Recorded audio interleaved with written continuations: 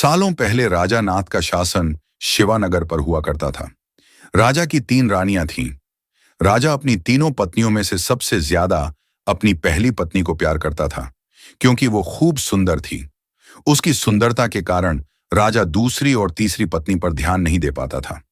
वह अपनी दूसरी पत्नी को दोस्त मानता था और तीसरी पत्नी पर बिल्कुल गौर नहीं करता था। इधर राजा की तीसरी पत्नी उससे बेहद प्रेम करती थी, लेकिन राजा को तीसरी रानी का प्यार कभी दिखाई ही नहीं दिया।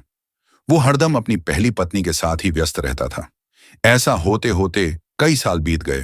रोज राजा की तीसरी पत्नी इसी उम्मीद में रहती थी कि राजा आज उसके पास आएंगे, आज वो कुछ प्रेम भरी बातें करेंगे, लेकिन ऐसा कभी कुछ नहीं हुआ। इसी तरह कुछ वर्ष बीत गए। एक दिन राजा नाथ अचानक से गंभीर बीमार हो गए। उनकी तबीयत देखते ही देखते खराब होती गई और उनके जीवित रहने की उम्मीद कम हो गई। तब राजा ने अपने पहली पत्नी को बुलावा भेजा। राजा की पहली पत्नी राजा के पास आए तो राजा ने उससे पूछा कि मेरे जीवित रहने की संभावना बहुत कम हो गई है और मैं भगवान के पास अकेले जाना नहीं चाहता हूं। क्या तुम मेरे साथ चलोगी? राजा की बातें सुनकर रानी ने उनके साथ जाने से माना कर दिया और कहने लगी कि अभी मेरा जीवन बचा हुआ है और मैं अभी और जीना चाहती हूं। इसी वजह से मैं आपके साथ नहीं जा सकती। ऐसा कहकर पहली रानी राजा के कमरे से बाहर चली गई।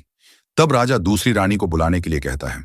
दूसरी रानी को जब पता चलता है कि राजा अपने अंतिम क्षण में है और वो अपने साथ अपनी पत्नी को लेकर जाना चाहते हैं, तो वो राजा को पास जाने से ही मना कर देती है। अपनी दोनों प्रिय रानी से निराश होकर राजा ने सोचा कि मैंने कभी अपनी तीसरी पत्नी को समय नहीं दिया और न ही उस पर प्यार जताया। अब मैं उसे कैसे बुला सकता हूं? राजा ऐसा सोच ही रहे थे, तभी तीसरी रानी बिना बुलाए राजा के पास पहुंच गई। तीसरी रानी को राजा की इच्छा पता होती है, इसलिए वह सीधे राजा से कहती है, स्वामी, मैं आपके साथ चलने के लिए तैयार हूं। रानी की बात सुनकर राजा को बहुत खुशी हुई। साथ ही उन्हें यह निराशा हुई कि उसने सारी जिंदगी उस रानी से ठीक तरह से प्यार नहीं जताया, लेकिन यही मुझसे सबसे ज्यादा प्रेम करती है। उसी वक्त राजगुरु एक जाने माने वैद्य को लेकर आते हैं, जो राजा की तबीयत को ठीक कर देता है। राजा ठीक होते ही अपनी तीसरी रानी से प्रेम करने लगा। हमेशा अपने करीब राजा ने अपनी तीसरी रानी को ही रखा और दोनों खुशी खुशी राजमहल में जीवन जीने लगे।